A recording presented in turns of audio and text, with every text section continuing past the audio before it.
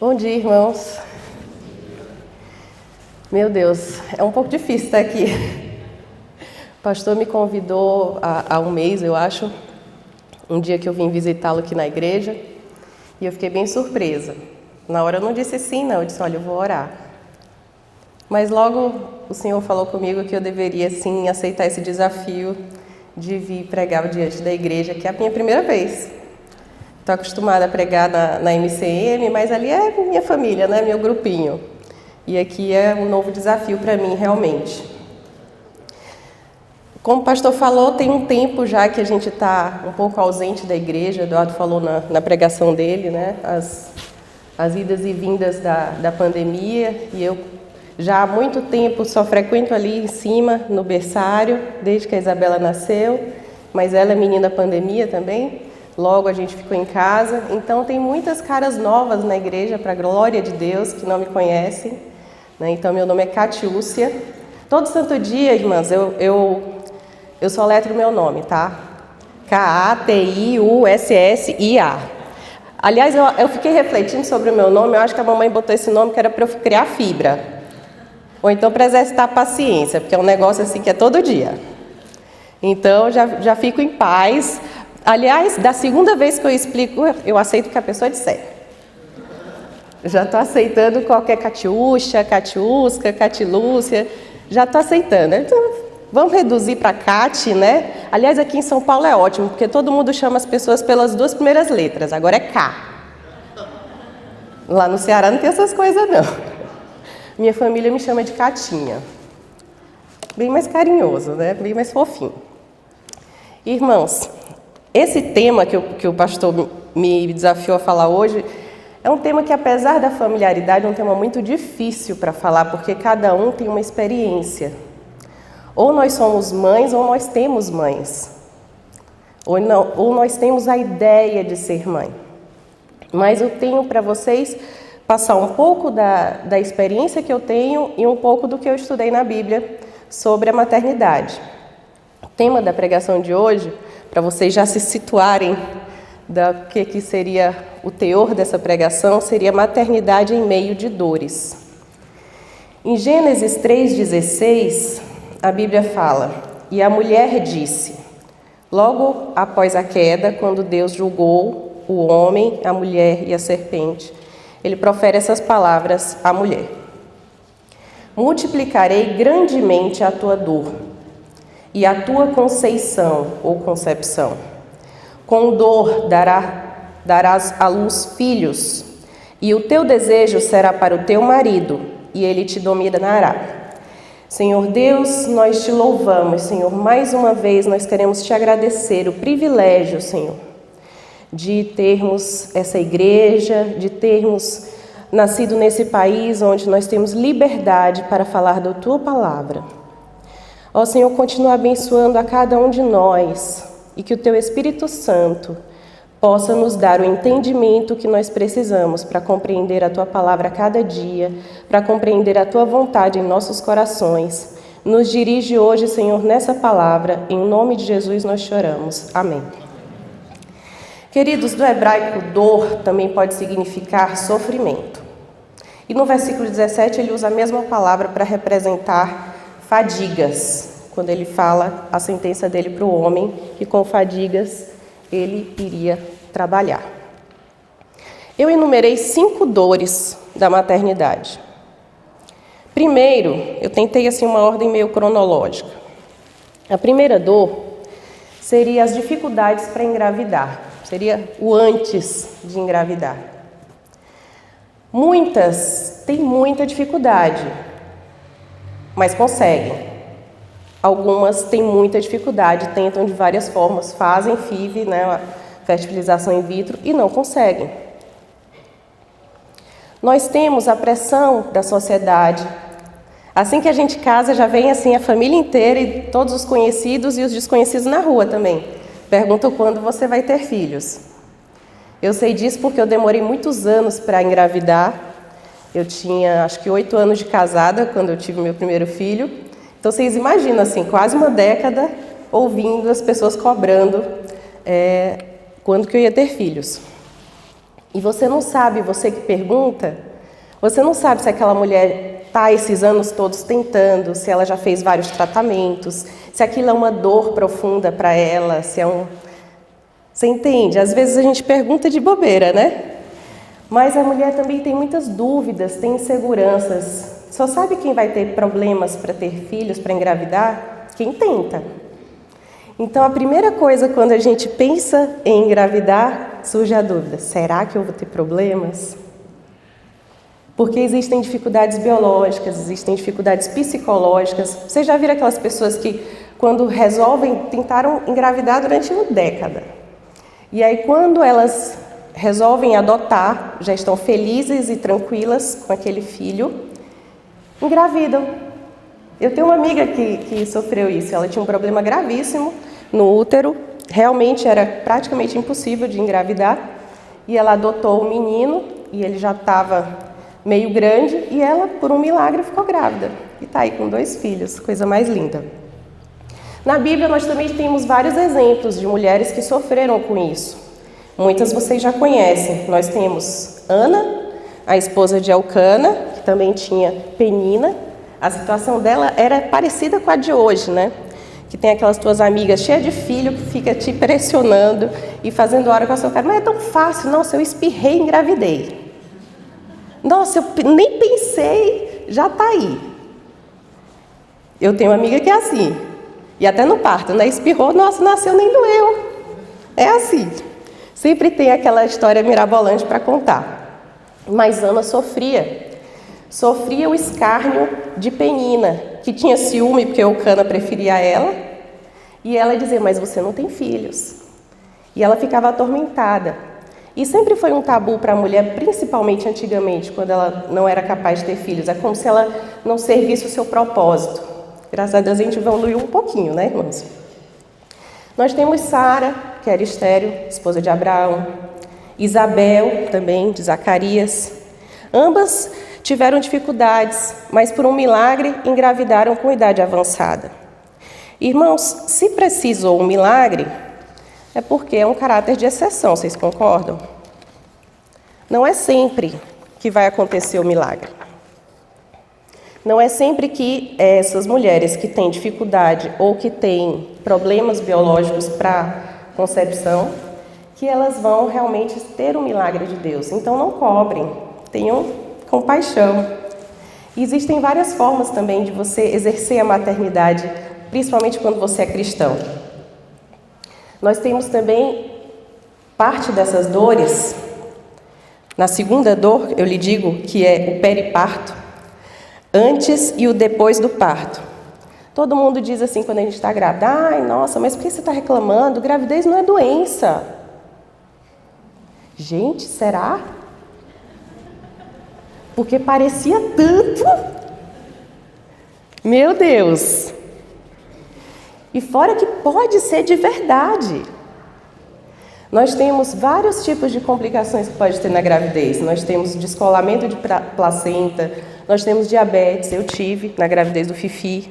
Nossa, ficar picando o dedinho, medindo glicemia, 4 ou mais vezes ao dia, antes de comer, 1 hora depois de comer. Gente, é difícil. Eu fiz uma dieta rigorosíssima na gravidez do Fi. O bichinho nasceu assim, né? Só pele e osso. Existe a pré-eclâmpsia, que todo mundo conhece. O neném pode nascer prematuro. Então, quando a gente está aqui com o corpo praticamente deformado, a coluna doendo, né?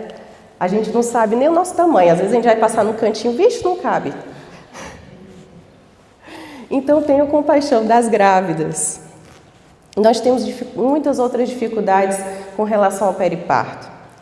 Hoje existe a polêmica do parto normal, né?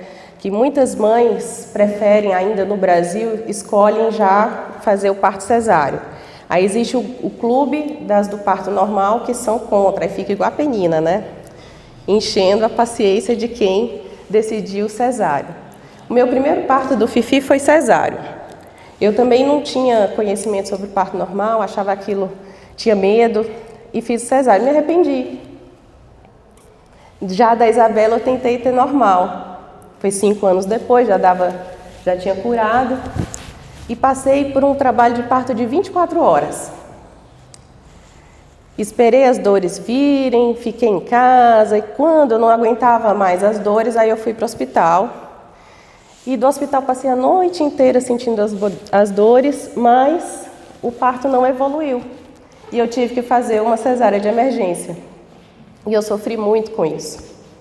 Então, a gente tem que sofrer críticas, palpites, julgamentos. A gente planeja como vai ser o parto, onde vai ser, que dia é provável, não sei o quê. E na hora tudo pode mudar. Existem aquelas mães que têm dificuldades socioeconômicas, que precisam de ajuda com relação a isso e são criticadas também. Mas por que decidiu ter filhos? Irmãs, imagine a situação de Maria. Ela estava grávida, fez uma viagem difícil por causa do censo. Quando chegou no local, já tarde, não tinha mais lugar para se hospedar. E aí, o que lhe coube? Uma estrebaria. E, meu Deus, foi justamente naquele dia em que ela estava naquele lugar desconfortável, fedido, insalubre, anti-higiênico, é que ela teve Jesus. E você não vê um registro dela reclamar. Em Lucas, capítulo 21, versículo 23, diz: como serão terríveis aqueles dias para as grávidas e para as que estiverem amamentando. Jesus tem uma grande sensibilidade com as grávidas e com as que têm um neném pequeno, porque sabe que é uma situação peculiar, é uma situação especial da mulher, que gera muitos cuidados. A terceira dor que nós temos é a do nascimento. Aí eu desafio vocês, quando nasce uma criança, será que a gente pensa, eis que nasce uma mãe? Eu achei interessante, quando eu estava grávida, todo mundo vinha, era uma alegria. Ai, nossa, sua barriga, como está grande, você está tão linda, não sei o quê. E quer fazer carinho e tal. E quando a criança nasce, você está invisível. Você está invisível, todo mundo vem direto, aí você abre o sorriso e a pessoa, nenenzinho. E aí, Jesus, oi, que saudade de você. É claro, irmãos, é claro que a gente faz isso. A criança é a coisa mais fofa, é a novidade, a gente quer ver, mas a mãe fica meio assim. A mãe também precisa de uma atenção, a mãe precisa de um olhar atento, principalmente dos mais próximos, para que ela seja cuidada também, porque ela também carece de cuidados. Irmãos, existe uma coisa muito tabu na maternidade que se chama depressão, que muita gente não fala e que quem sofre também não gosta muito de falar por causa do tabu. Existe uma coisa também antes disso que se chama baby blues, que eu não sei se vocês conhecem, é um termo em inglês que representa uma condição após o nascimento do bebê, que a mãe ela tem um estado de disforia, ou seja, ela tem momentos alternados de alegria e tristeza, tem uma certa melancolia, porque ela se sente às vezes incapaz de cuidar daquele bebê ou tem medo. Não é uma doença, tá? Mas acomete a maioria das mães. E, incrivelmente, pode ocorrer também com os pais e até com o bebê. Só que é uma condição benigna, que se cura sozinha, dura no máximo de 1 a 3 meses. Eu, sinceramente, não conhecia sobre isso. E, assim, eu vim estudar sobre isso depois que eu tive a Isabela. E eu percebi que eu tive isso. Eu pensando, eu identifiquei, porque é difícil de identificar, porque a gente está muito cansada. Então a gente justifica todos esses sintomas que a gente tem com as nossas dúvidas mesmo, é um momento novo, né? Com a nosso cansaço, a gente tem uma fadiga tremenda de não estar dormindo, de estar produzindo leite, de ter aquele cuidado. Então fica difícil identificar que a gente está precisando de cuidados também. Agora, já a depressão pós-parto é uma doença, é uma coisa mais grave e que, incrivelmente, ela atinge de 1 a cada 4 mulheres. 25%, é muito, né, irmãos? É muito. É um quadro grave de tristeza que pode trazer também pensamentos suicidas ou homicidas. A gente já ouviu falar vários casos extremos de mães de recém-nascido que a criança chegou a óbito porque ela realmente cometeu esse homicídio. E então é uma coisa gravíssima, que deve ser estudada, que deve ser conhecida pelas pessoas, pelos parentes, pelo pai, principalmente também, para que fiquem atentos e ajudem aquela mãe para aquilo não acontecer. Quem é próximo vê, nossa, mas como pode aquela pessoa, uma pessoa tão querida, tão maravilhosa, ela quis tanto aquele filho, como que acontece agora essa rejeição? Como que ela está rejeitando essa criança? Será que ela endoidou? Mais ou menos. E, incrivelmente, pode também acometer os pais. Às vezes, o homem é deixado um pouco de lado nessa questão da maternidade. E é muito importante saber que eles também têm dúvidas. Ninguém nasce pronto, né? Então, as mesmas dificuldades que a gente tem com aquele bebê novo, que a gente não sabe cuidar e que a gente precisa, de todas as maneiras, dar o nosso melhor, o pai também tem isso. E eu acho que tem uma coisa ruim também em relação à visão do pai, é que a mãe, pelo menos ela gerou na barriga, nutriu, e ela também nutre amamentando. E o pai, às vezes, é aquela terceira pessoa que não sabe direito o que fazer. Como que ele pode contribuir? E isso pode criar um vazio nele, pode criar um problema. Também ele deve ser visto, também ele deve ser amado, deve ser cuidado. Então, as pessoas também costumam disfarçar muito, sabe? E aí fica difícil. Por exemplo, se você for fazer só uma visita rápida, você não vai notar. Porque a pessoa, é claro, que vai disfarçar, né? Socialmente vai lhe atender. E eu posso dizer isso de carteirinha, porque na gravidez da Isabela eu tive depressão pós-parto. E eu demorei quase 1 ano para descobrir que eu estava doente. Vocês acreditam? Quase 1 ano. A Isabela até hoje não me deixa dormir direito. É sério, gente. Eu não sei como. Ela gosta de acordar, ela é um reloginho, ela gosta de acordar às 3 horas da manhã. Aí ela quer brincar, ela quer comer, ela quer fazer tudo menos dormir. E eu, geralmente, eu estou no meu sono REM. Sabe aquele sono que você está mais profundo, assim, que você está naquele sonho, que você pensa que é realidade?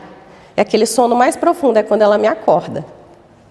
E isso no início, imagina, todo dia, você ainda está se recuperando de um parto e produzindo leite. E eu tive dificuldade para amamentar. E todas as dificuldades que eu passei me deixaram doente. E eu estava tão ocupada cuidando do outro filho que eu tinha, o Fifi, que agora já tem 9. A Isabela está com 3, vai fazer 4 agora em agosto. Eu estava tão ocupada em manter aquela criança viva, cuidar dos afazeres do Felipe, que a minha preocupação era o Felipe também se sentir amado, dele não se sentir preterido por causa daquela criança nova que chegou. Porque, afinal, por 5 anos ele era o reizinho, ele era o único.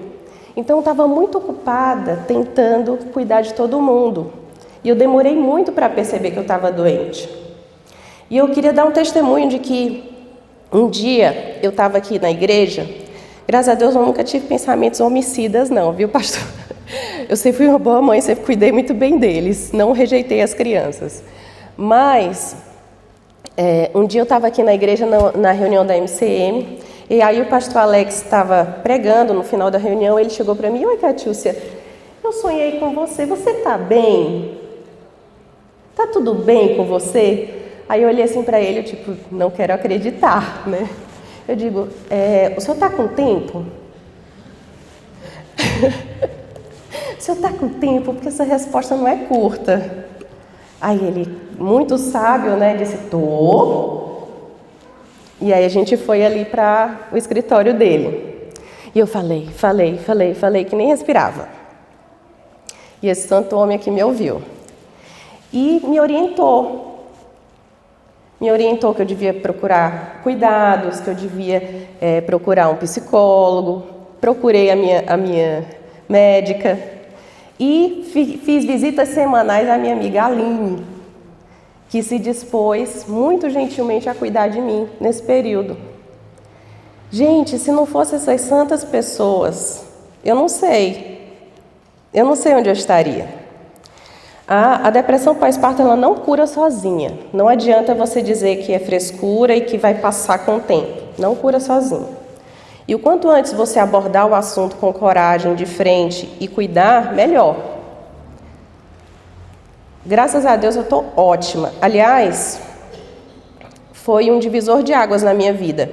Porque você aprender a olhar para si, aprender a ver as suas dificuldades, a ver as suas deficiências, te dá uma oportunidade de melhorar, de crescer. E isso tem me ajudado bastante. E graças a Deus, dos problemas que eu tive nesse período, porque olha, a mulher, ela dita o tema, a emoção da casa. Não sei se vocês já perceberam. Se a mulher está estressada, a casa está toda estressada, a casa está toda bagunçada. Agora, se a mulher está feliz, não. Tem arranjo de flor, está tudo bonitinho, você chega, está cheirosa a casa. E assim está todo mundo feliz. Então, quando eu fiquei doente, a minha casa ficou doente. O meu casamento não ficou bem. O meu filho não ficou bem. O meu filho ficou estressado, eu chorava à toa, ele também chorava, ele não sabia o que fazer. Mãe, eu não sei o que fazer. Tadinho. Mãe, o que eu estou fazendo? Filho, não é culpa sua. Aí eu chorava mais.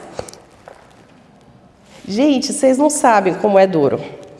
Mas, para a glória de Deus, nós temos o Senhor, o Espírito Santo, que nos ajuda e nos faz crescer e transforma uma situação dessas numa situação de crescimento, de aprendizado.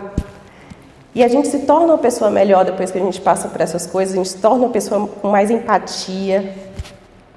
Provérbios 31, 25 diz: reveste-se de força e dignidade e sorri diante do futuro.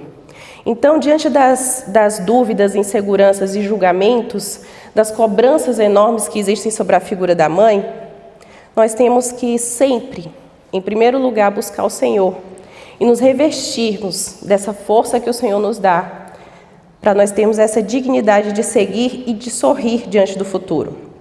A quarta dor, eu vou tentar agilizar aqui, tá? Fica nervoso não. São os dilemas da educação. Gente, vocês acham que se fosse fácil educar, não estava todo mundo bonitinho fazendo tudo certo? A própria Bíblia, você vê que tem muita instrução sobre educação, porque é uma preocupação enorme. Em Provérbios 22, 6 diz: instrua a criança segundo os objetivos que você tem para ela, e mesmo com o passar dos anos não se desviará deles. Essa tradução que eu estou usando é NVI, tá? Isso é uma preocupação de antes de você engravidar. Eu podia até ter colocado lá naquele primeiro. Porque antes da gente casar, a gente que é jovem está orando pelo casamento.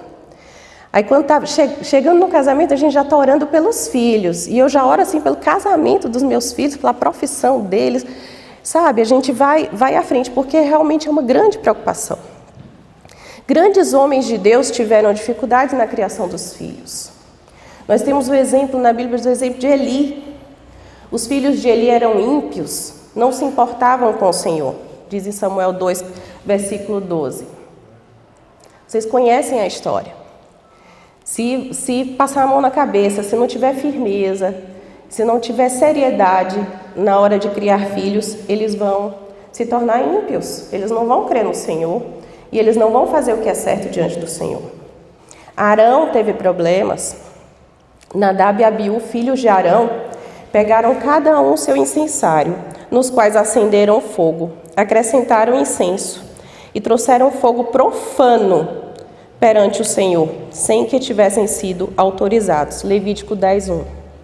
Tiveram a audácia de trazer fogo profano. E eram filhos de Arão, eram sacerdotes.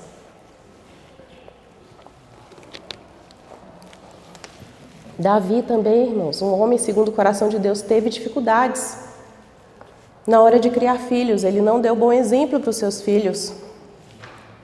Aminon coabitou com a própria meia-irmã Tamar, à força.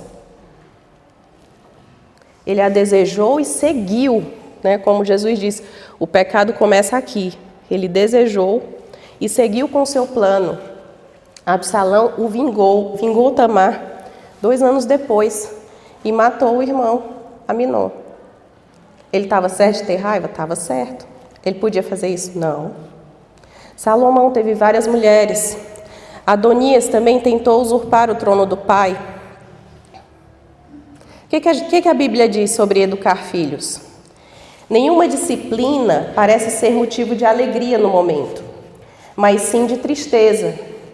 Mais tarde, porém, produz fruto de justiça e paz para aqueles que por ela foram exercitados.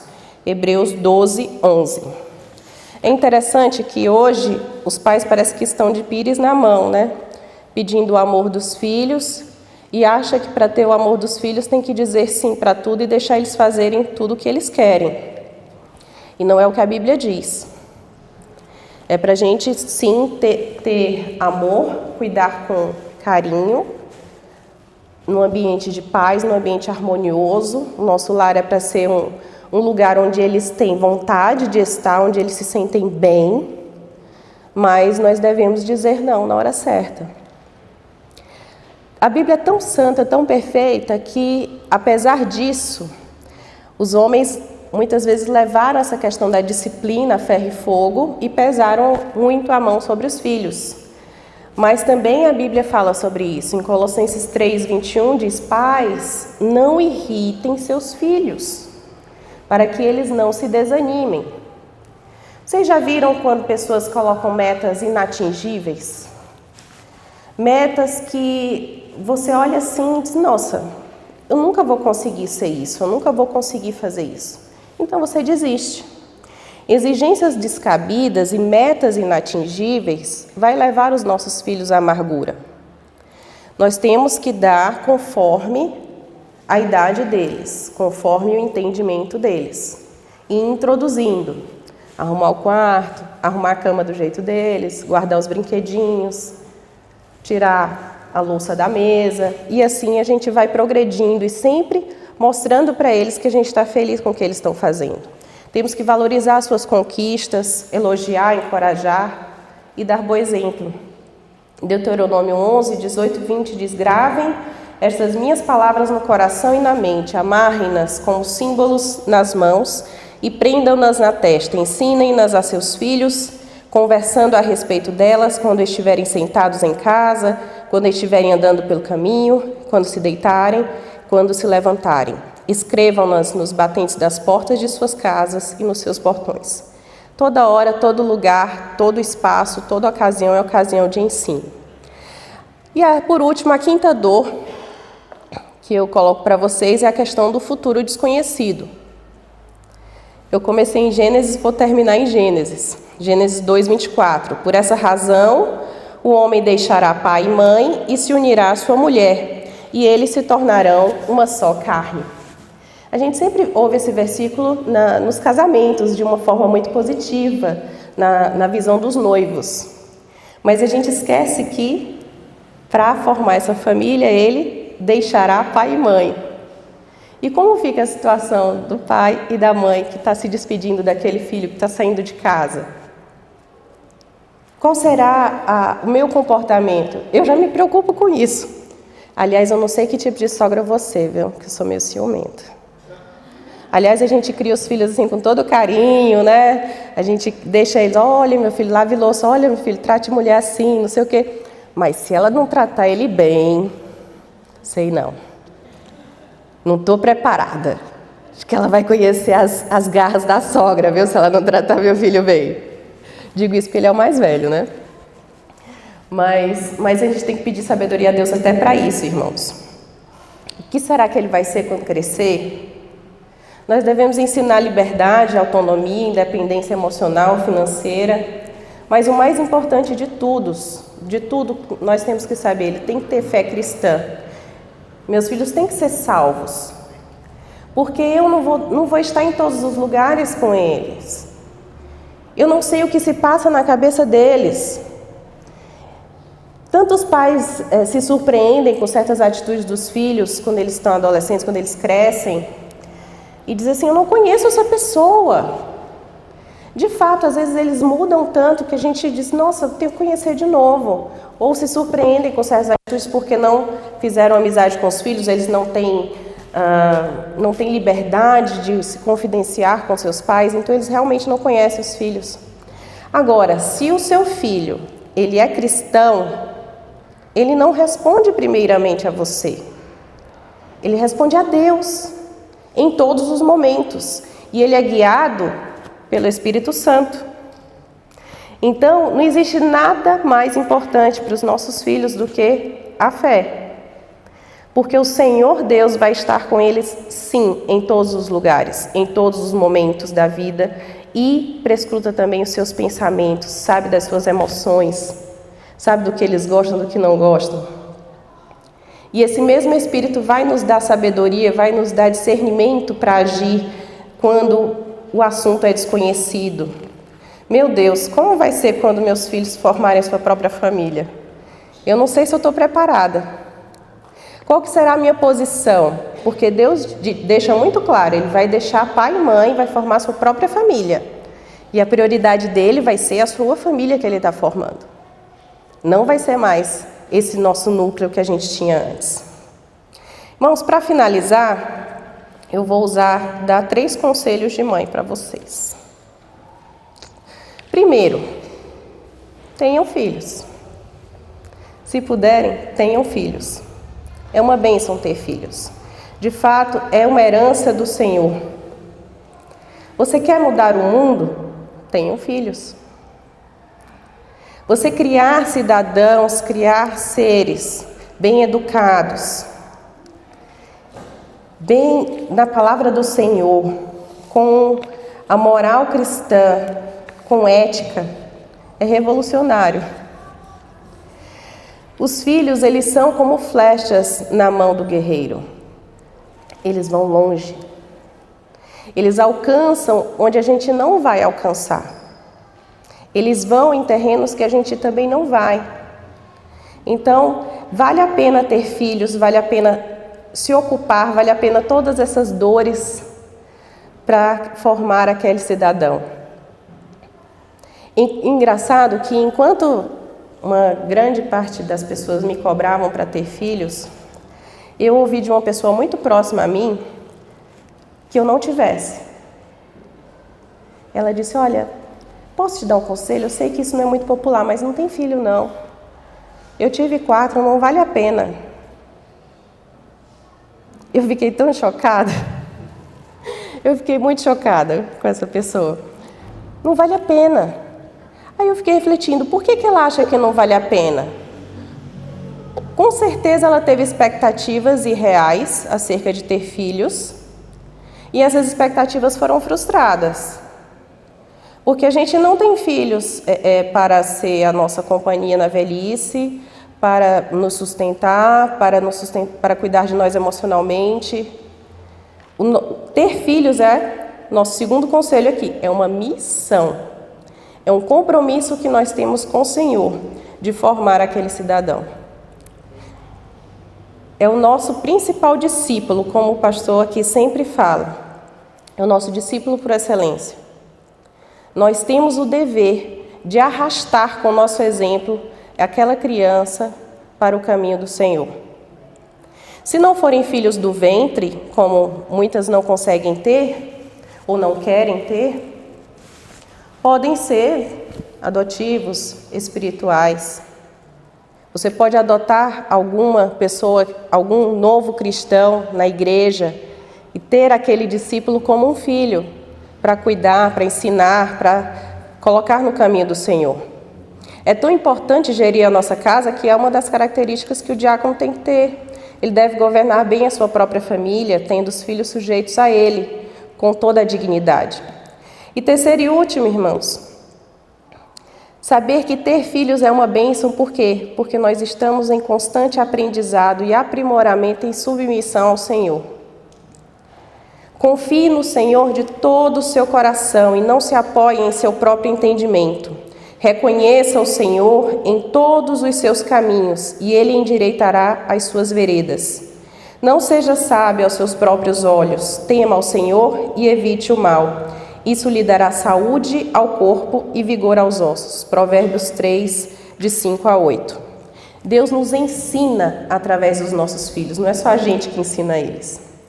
Eu me surpreendi muito vendo no Felipe, assim, eu digo Felipe porque eu me surpreendi com o primeiro filho, que ele era um espelho. Às vezes ele refletia coisas que eu tinha, que eu não gostava, e eu não tinha percebido que eu fazia aquelas coisas. Algumas atitudes, algumas falas, e você via nele e de repente, nossa, mas eu faço isso, ele está só me imitando. E aí você faz o quê? Melhora, você muda. Os filhos te ensinam muito. Às vezes você tem atitudes incoerentes com o que você está ensinando e ele te confronta. E aí você tem que ter humildade de quê? De reconhecer e melhorar. Amém, irmãos? Glória a Deus por ter nos confiado, a nós mulheres, essa grande bênção e a responsabilidade de sermos mães. Aleluia.